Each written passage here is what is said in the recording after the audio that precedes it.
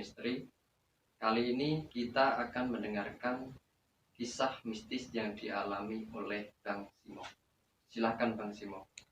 Baik, sahabat misteri, saya akan menceritakan pengalaman gaib yang saya alami tersesat di Kampung Bunian. Kebetulan di saat itu saya berada di Jambi, berada di rumah guru spiritual saya. Di waktu itu, malam hari, saya diajak oleh guru saya berada di salah satu hutan yang sebelumnya saya tidak tahu betul tentang keangkeran hutan tersebut. Jadi saya mengiyakan saja. Karena memang di situ saya cuma ngikut saja sama guru spiritual saya. Di situ kurang lebih perjalanannya pakai motor, kurang lebih sekitar setengah jam sampai di tempat tujuan. Pokoknya ikut sajalah sama saya, seperti itu bilang guru saya. Di situ saya dibawa ke hutan, yang hutan itu masih sangat lebat sekali. Jadi kalau saya kan di Jawa, jarang melihat hutan yang selebat itu. Selepas itu saya sampai di hutan bersama guru saya. Di situ guru saya berpesan kepada saya,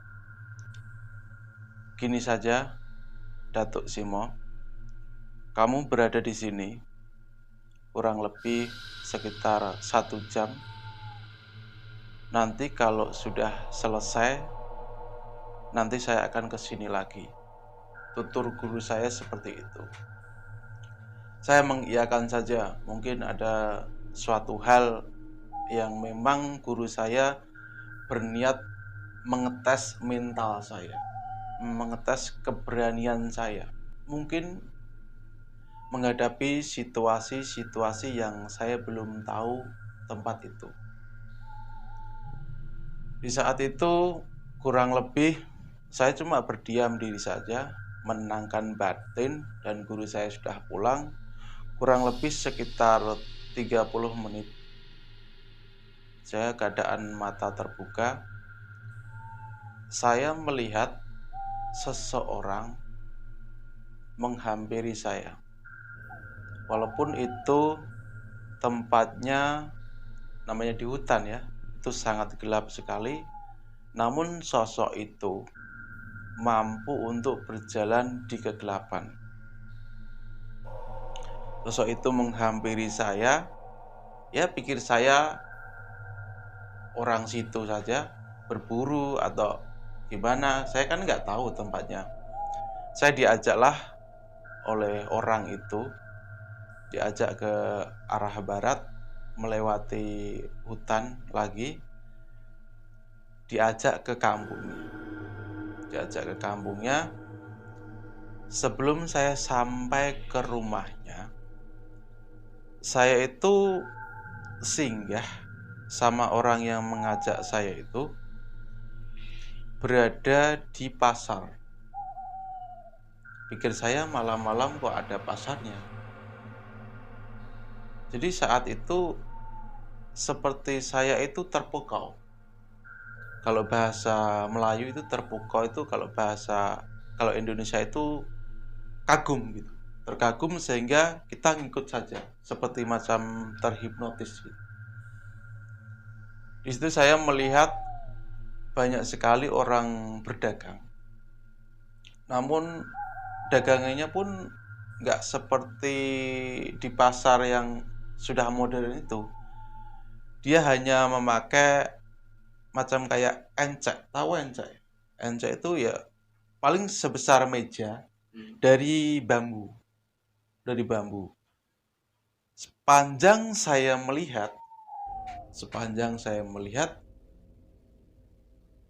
rata-rata orang yang berjualan itu menjual seperti kayak kunyit, kunir begitu. Tanaman-tanaman obat-obatan.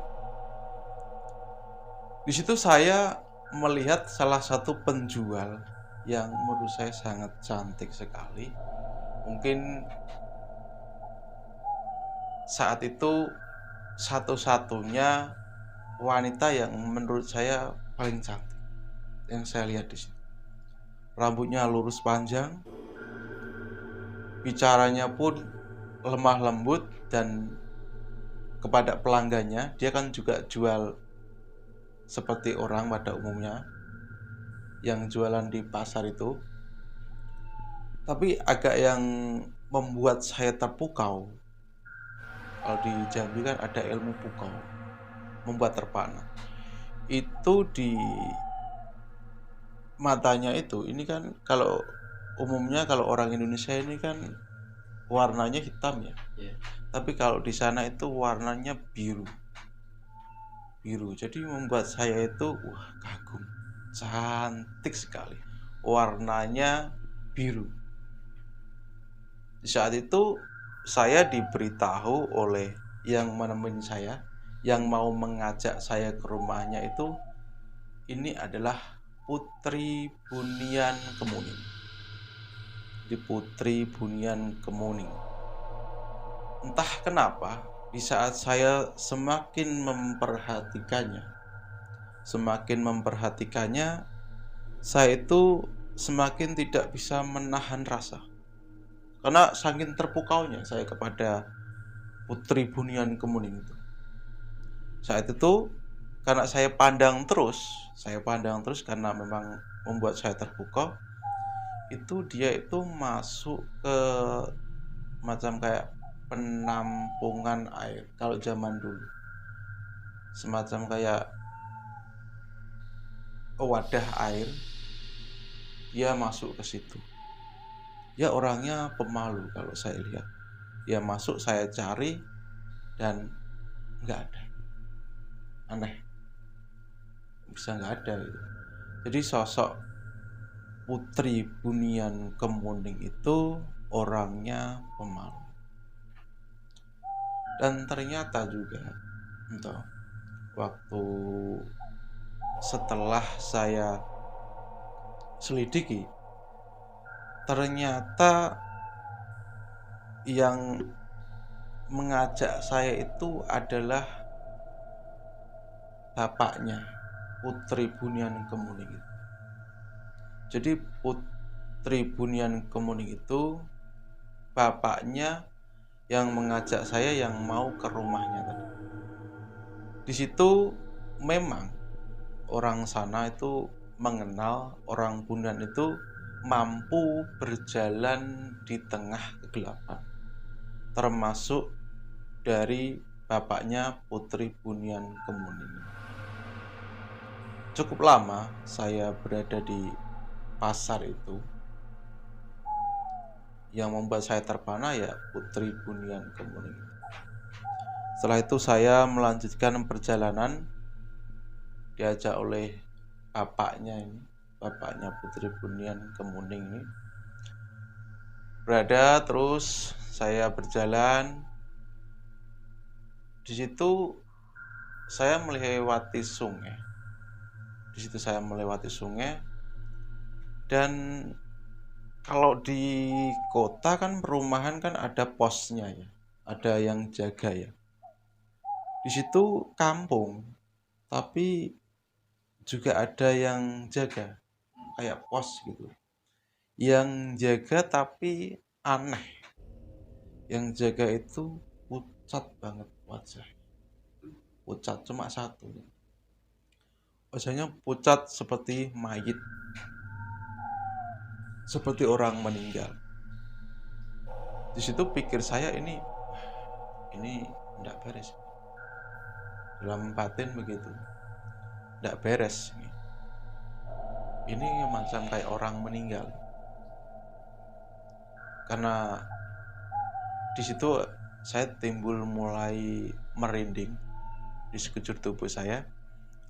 Karena memang situasi seperti itu, saya cepat-cepat ngajak bapak tadi untuk ke rumahnya. Lanjut lagi ke rumahnya, melewati banyak rumah. Tapi anehnya begini, Mas itu rumahnya itu macam nggak ada orangnya. Jadi rumah pedesaan, jaraknya juga nggak terlalu jauh sih. Paling jarak sekitar 3 meter, 4 meter, tapi kosong. Nggak ada penerangan sama sekali. Nggak ada penerangan sama sekali. Saya tibalah ke tempatnya bapak tadi. Di situ saya diceritakan semuanya. Tadi putri saya yang jualan. Karena memang kalau orang hunian itu, Mas, orang hunian itu sudah dikenal lama, itu mampu meracik berbagai macam jenis obat. Jadi ilmunya pun di situ saya mendapatkannya. Di situ sebelum saya sampai ke tempat bapak tadi yang mengajak saya, itu saya tuh disamperin sama 7 orang.